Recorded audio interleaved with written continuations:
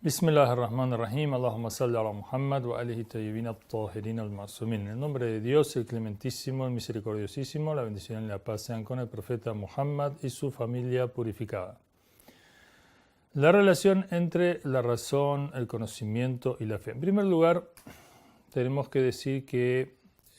obviamente cuando hablamos de conocer el universo a nosotros mismos, para conocer el sentido del universo,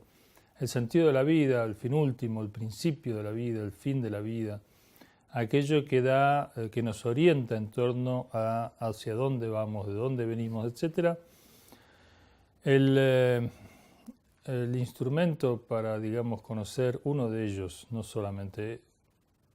la razón, pero uno de ellos es sin duda la razón y es muy importante, la razón que tiene la capacidad de descubrir, digamos, relaciones constantes, leyes, que tiene la capacidad de generalización, que tiene la capacidad, digamos, de dar sentido y unificar las experiencias sensibles y guiarnos en torno a conocimientos más profundos de la realidad. Vamos a ver un poco algunos ejemplos de este conocimiento y cómo se armoniza con la fe. Dijimos que en el Islam hay una armonía entre la razón y la fe. La fe es un sentimiento, la fe es una inclinación, es una,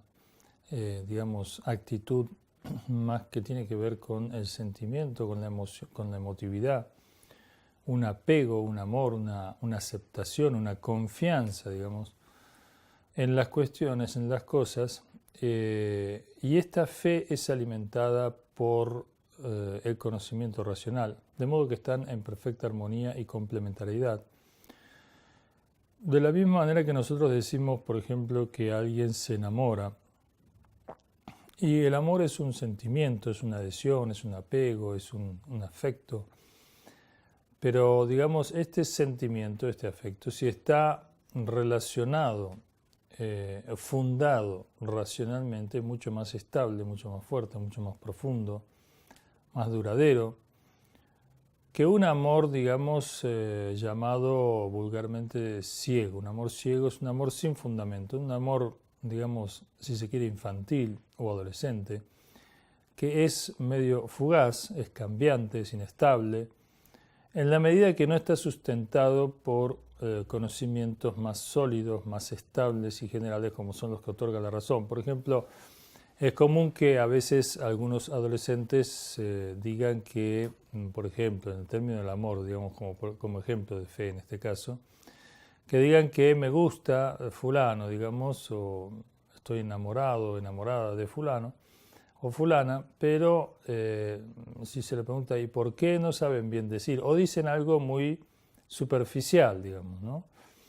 Es muy distinto a un amor adulto, más maduro, etcétera, que tiene mucho más fundamento y por lo tanto está mucho más allá de los avatares y la inestabilidad y los cambios, digamos, superfluos.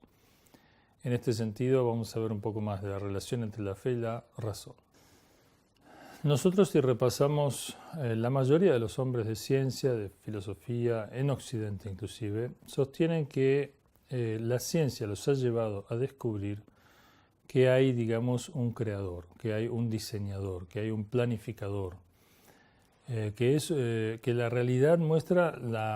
digamos, la existencia de un ser trascendente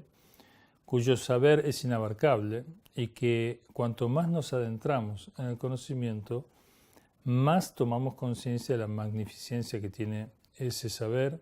y esa característica del ser del universo. Por eso, por ejemplo, Faraday, en el siglo XVIII-XIX que vivió, de alguna manera el impulsor de la electrodinámica, de la electrotermodinámica, él sostenía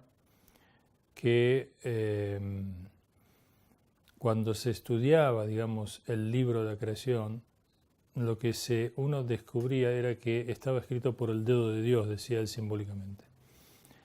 Newton también hablaba, digamos, del conocimiento de Dios a través del conocimiento del universo, Einstein, que ya lo citamos antes, y muchos otros científicos quizás llegan a una concepción de la divinidad y a la aceptación de la divinidad, el caso de Kant, también el filósofo Hegel y otros, Descartes, etc., que quizás no condice necesariamente con la concepción que tienen teólogos cristianos.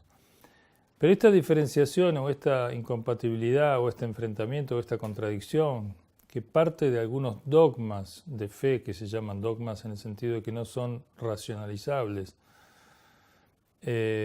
esta visión, esta aproximación a la religión